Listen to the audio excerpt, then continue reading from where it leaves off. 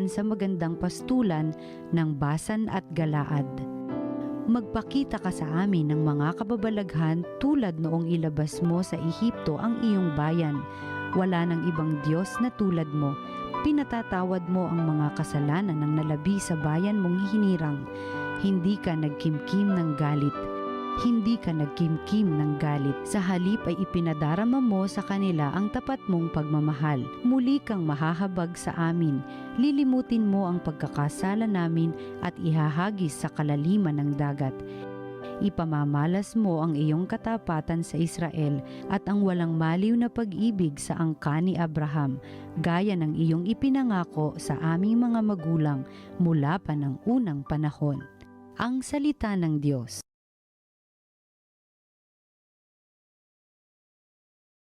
Pag-ibig mo'y ipakita, iligtas kami sa dusa. Ikaw, O Poon, naging mapagbigay sa iyong bayan, pinasagana mo't muling pinaunlad ang bansang Israel. Yaong kasamaan ng mga anak mo'y nilimot mong tunay, pinatawad sila sa nagawa nilang mga kasalanan. Ang taglay mong puot sa ginawa nila'y iyon ang inalis, tinalikdan mo na at iyong nilimot ang matinding galit. Pag-ibig mo'y ipakita, iligtas kami sa dusa. Kaya naman, Poon, ibalik mo sana ang iyong paglingap, ang pagkamuhi mong aming nadaraman limutin ng ganap. Ang pagkagalit mo at puot sa amin wala na bang hanggan, di na balulubag, di na matatapos ang galit mong iyan. Pag-ibig mo'y ipakita, iligtas kami sa dusa. Ibangon mo kami, sana'y ibalik mo ang nawalang lakas, at kaming lingkod mo ay pupurihin ka na taglay ang galak. Kaya ngayon, Poon, ipakita mo na ang pag-ibig mong wagas, kami ay lingapin sa kahirapan ay iyong iligtas. Pag-ibig mo'y ipakita, iligtas kami sa dusa. Ang mabuting balita ng Panginoon ayon kay San Mateo. Noong panahong iyon, samantalang nagsasalita pa si Jesus, dumating ang kanyang ina at mga kapatid. Naghihintay sila sa labas at ibig siyang makausap. May nagsabi sa kanya, "Nasa labas po ang inyong ina at mga kapatid at ibig kayong makausap." Ngunit sinabi ni Jesus, "Sino ang aking ina at sino-sino ang aking mga kapatid?" Itinuro niya ang kanyang mga alagad at sinabi, "Ito ang aking ina at mga kapatid, sapagkat ang sino mang sumusunod sa kalooban ng aking amang nasa langit, ang siya kong ina at mga kapatid." Ang mabuting balita ng Panginoon. Pinupuri ka namin, Panginoong Hesukristo. Magandang araw po sa inyong lahat. Halina't magnilay sa salita ng Diyos. Narinig natin sa ating ebanghelyo na samantalang nagtuturo si Jesus, may lumapit sa kanya at sinabing, "Nasa labas po ang inyong ina at mga kapatid." Ang tugon ng ating Panginoon, "Sino ang aking ina at mga kapatid?" Ang aking ina at mga kapatid ay siyang gumagawa ng kalooban ng Diyos.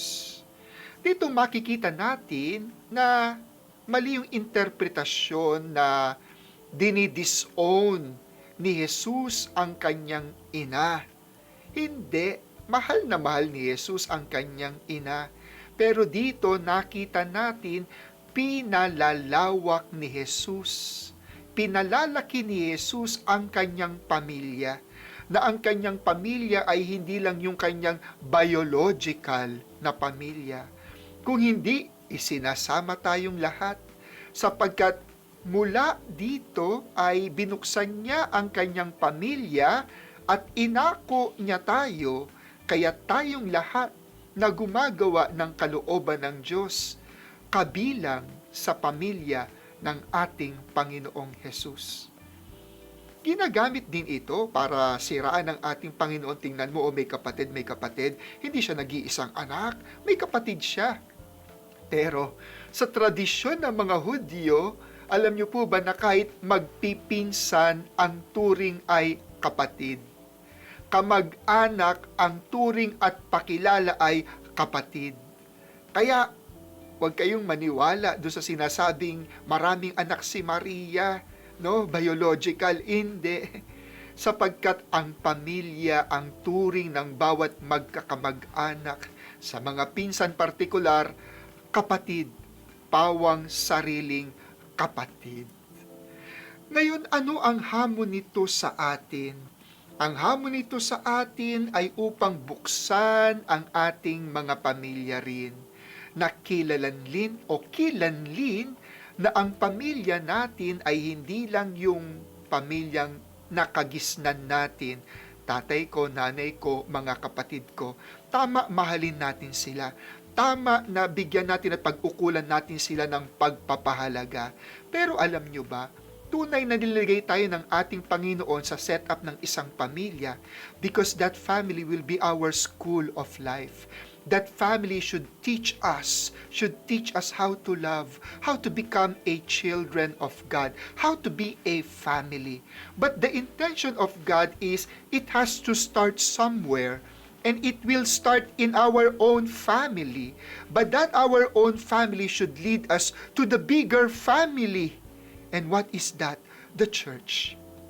Kaya nga't linggo-linggo, dinadala tayo ng mga magulang natin sa simbahan at ipinakikilala, anak, ito ang ating pamilya, ang sambayanan ng Diyos.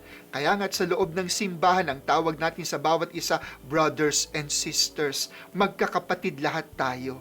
Kaya nga't maging sa turo ng ating Panginoong Hesus, pagpunta natin sa langit, papaano na ang pamilyang ito? Hindi nananatiling pamilya lamang in terms of biological ties, but that we belong to a kingship. We belong to a family, and that is the family of God. More than the temporal kingship, we belong to a spiritual kingship, and that is our true family. When we will care for each other, and our family goes beyond the biological, when we will treat each other family. Yan ang hangad ng ating Panginoon, na hindi tayo magkanya-kanya, magsari-sarili, basta kami okay, wala akong pakialam sa inyo, basta kami maayos, wala kaming pakialam sa inyo. Hindi pagiging makasarili or cliche or clique. Kung hindi, magkaroon din tayo ng puso para sa ating kapwa, sapagkat ang bawat isa, pamilya, kabilang, kasama. Mga kapatid, tinuturuan tayo ng ating Panginoon, ayusin kung papaano tayo magmahal, ayusin kung papaano natin kikilanlin ang pamilya. Marapat magsimula sa sariling pamilya. Ito yung nagtuturo sa atin ng pagpapahalaga sa isa't isa, pag-ibig, pagbibigayan, pagpapatawad. At anumang ating natutunan sa sarili nating pamilya, ihanda nating dalhin sa malaking pamilyang kinabibilangan natin sa simbahan. At doon, ipagpatuloy natin ang pagmamahal, pagbibigayan, at pagpapahalaga sa isa't isa. At kung ganyan ang magiging turing natin sa ating kapwa, abay tunay, kikilanlin tayo ni Jesus. Yan ang aking ina. Yan ang aking mga kapatid. Yan ang aking pamilya. Ang pamilya ni Jesus malawak. Sino mang sumusunod sa kanyang ama at gumagawa ng kanyang kalooban, kikilanlin ni Jesus. Akin sila. Pamilya ko sila. Amen.